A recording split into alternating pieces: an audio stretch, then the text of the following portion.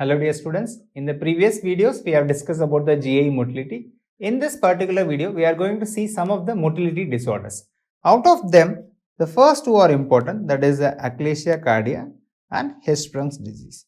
And we will have a brief discussion on other motility disorders also, I would say, vomiting, diarrhea, constipation and Adynamic ileus. So this we are primarily focusing on the first year MBBS students.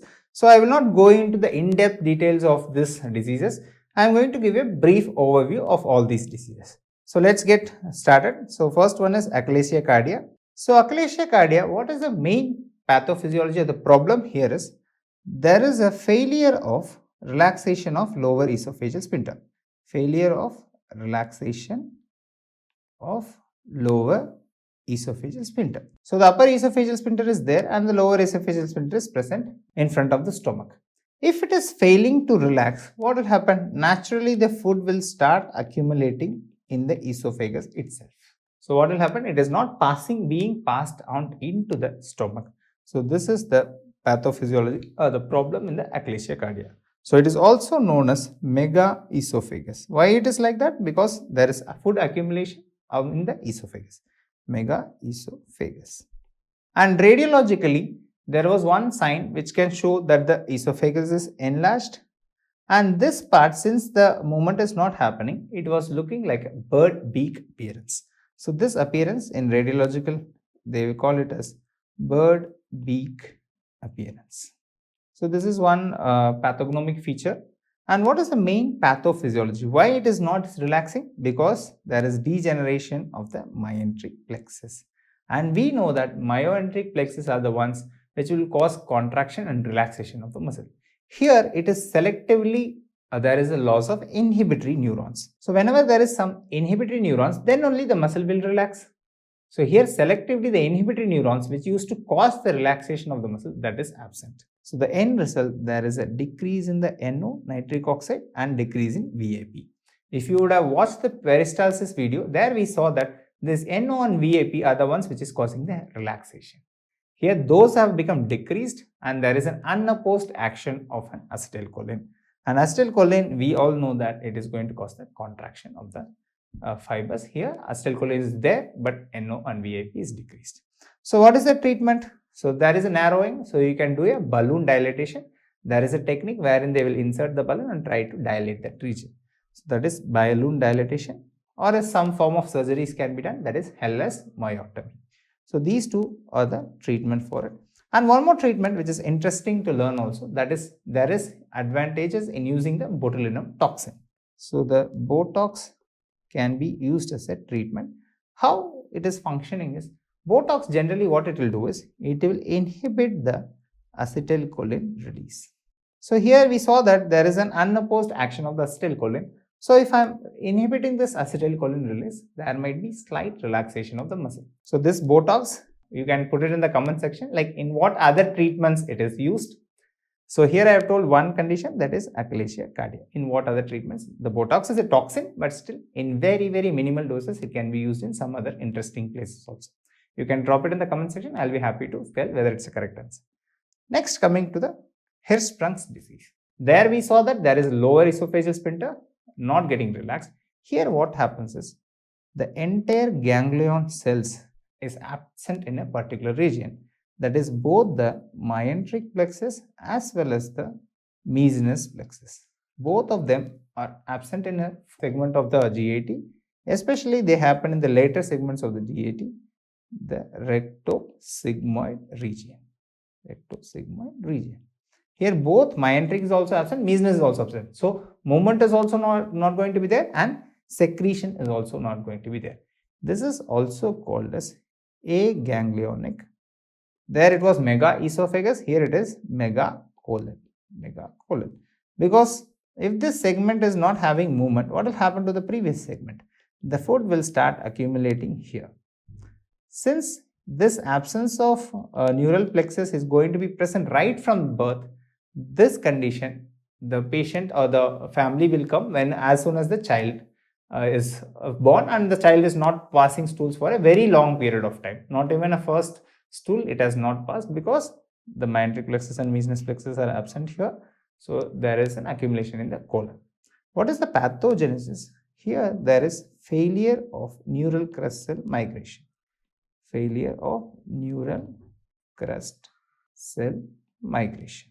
What happens here is, whenever the GIT is formed, the enteric nervous system neural crust cells, these neural cells will migrate to various places in the enteric nervous system. During this migration, if one of the crust cells wherein the myenteric plexus and Mesenteric plexus has to be developed, they are not getting migrated. What will happen? This segment will end up losing both the plexus. And recently they have found one more receptor which is responsible for the migration, that is endothelin B receptor. Endothelin B receptors, upon which the endothelin will come and act and will cause the migration. But what happens in the disease? There is failure or the loss of endothelin B receptors. So what is the treatment? Here the entire segment is not functional. So the only option treatment here is resection of the segment and anastomosis. So this is the solution for this condition. It's a very little serious condition because the entire segment has to be removed and the other parts has to be anastomosed properly. So now let's go to the other few things. One is the vomiting. Vomiting is also called anti-peristalsis because peristalsis, all of us know, law of gut, it happens from the overhead to the anal direction.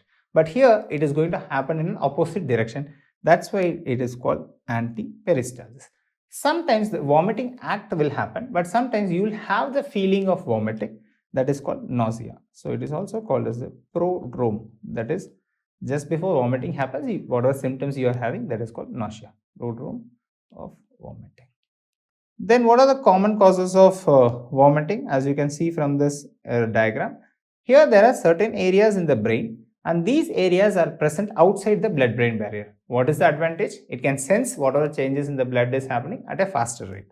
So these areas are called area postrema, which is also called chemoreceptor trigger zone. So chemoreceptor trigger zone. So this is the area where the vomiting centers are present. And they will give influences to some of the areas which are called brain vomiting centers. So let's see what are the conditions which will cause vomiting. So the commonest one is the gastric mucosa. Whenever there is a GI irritation or food poisoning is happening, like cytotoxic drugs or irritants, they will send the impulses through the vagus and finally activate the area postrema. Sometimes whenever the COVID test was being done, they were taking a pharyngeal swab. So once they were taking the swab, what was happening? You feel like you are vomiting. So that kind of pharyngeal stimulation, which can induce gag reflex or vomiting as such also, that is taken through via the glossopharyngeal nerve to the nucleus tractus solitarius. And this is the integrating center. From there, the area postrema can be activated. Next, finally, when this nucleus tractus solitarius, brain vomiting centers, all of them get activated, they will give a programmed response, that is called programmed vomiting response, which we are going to study. Now let's see what are the other things that can cause vomiting. These are the commonest causes. Other than this, whenever there is a pain or a sight, suppose you are watching something really disgusting or which is difficult to digest in, you will have the sensation of vomiting. Or sometimes any anticipation, you are anticipating your exam, sometimes you will have a vomiting. So these are some of the psychogenic causes of vomiting which can directly stimulate the higher centers followed by the vomiting centers. And sometimes when you are traveling, what will happen? Suppose you are traveling on a mountain range, what will happen? Then also you feel like vomiting. That has a different mechanism where in the motion, vertigo, they will stimulate the labyrinth. The labyrinth then stimulates the cerebellum. They are for the balance, but right now your body is not having a proper balance and it is moving in different direction. So that also can stimulate the vomiting center. So all these things will try to eliminate the substances which are toxic or try to stop your movement. Suppose if you feel like vomiting, what you will do? You will stop the vehicle by the side and you will try to vomit out and take some rest. So the body is trying to prevent you from that exaggerated situations. Then other than this, some of the drugs or the hormones of pregnancy, they can directly stimulate the chemoreceptor trigger zone and cause the vomiting. So these are some of the causes of vomiting. Then how the vomiting or the act or the reverse peristalsis happen? Generally, we feel like taking a deep breath and after that, it will start generating the forces. So the deep breath is taken. Then after that, this will help to raise the hyoid bone and the upper esophageal sphincter relaxes. Generally, when the food goes in, it relaxes, but right now the food is here, but still it will relax. Then the windpipe has to be closed. Just like deglutition, everything has to be closed. The windpipe has to be closed and the nasopharynx has to be closed. Otherwise, the food will regurgitate to these areas. Nasopharynx will be closed. So now epiglottis is closed, nasopharynx is closed. Only the food can come through the mouth. So then the compression of the abdominal and diaphragm will happen. It will generate a lot of force because we are doing anti-peristalsis, and there is an increase in the intragastric pressure. Then the lower esophageal sphincter will suddenly relax and it will infuse a strong vomiting reflex. So the pressure generation will happen first, then the lower esophageal sphincter will relax, through which all the food will be sent out through the act of vomiting. So that's how the vomiting act happens. Next, coming to diarrhea. Here we are not going to discuss in detail about diarrhea. Diarrhea means it increases the rate of peristalsis. So there is rapid fecal movement in the GIT, and most of the time it happens due to irritation, inflammation or infection. So these are the most common causes. Other than this, also diarrhea can happen due to n number of reasons.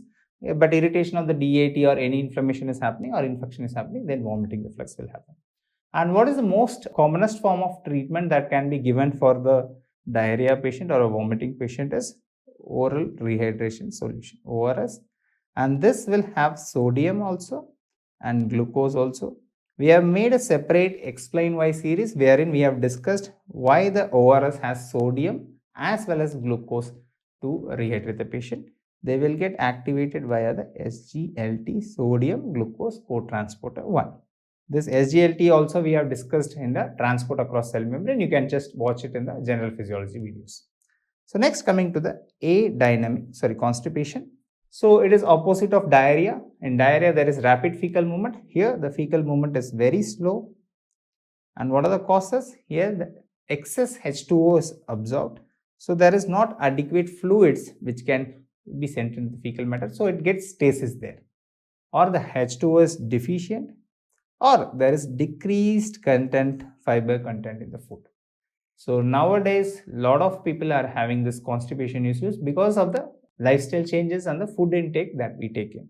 And especially one of the causes is there is a decrease in the fiber food intake. So the fecal matter becomes dry and hard. So what is the treatment for it? Treatment for it is either dietary fibers can be given to increase the motility. Dietary fibers also, we will make a separate video on what are the type of dietary fibers are present, or you can give laxatives. And a regular good diet itself will help to prevent these conditions like constipation. Next, coming to the last part of this discussion, that is Adynamic ileus.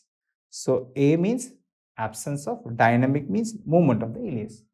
So whenever any abdominal surgery is being done, or whenever there is some irritation in the GIT, what is going to happen? There is a decrease in motility of the intestine.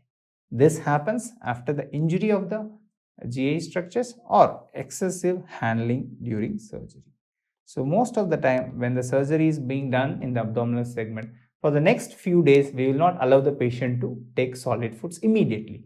Why? Because it's like the entire system has gone in for a huge shock, we can say. So because of that, there is an increase in adrenergic fibers, that is the sympathetic fibers. And we know that the sympathetic fibers decreases the GI motility because parasympathetic is rest and digest. Now sympathetic system is getting activated because of handling of the GIT. Now they are in a shock, they don't want to move. So that is called as Adynamic ileus. Many a times this Adynamic ileus does not require a treatment. So as and when the patient starts to pass on the gases, we will start them on liquid foods, then semi-solids, then the solid foods. So many of the time it gets taken care by itself, or sometimes you might have to do a nasogastric tube decompression. Those things you will be reading in when you are reading the surgery. But right now you can understand that the system is going in for a shock, it doesn't want to move. So these are some of the abnormalities which are relevant to GI motility. So this brings us to the end of GI motility. So in the next section, we'll start with GI secretion. If you have any doubts till here, kindly drop it in the comment section. I'll be happy to help you. Thank you so much. Thank you for watching.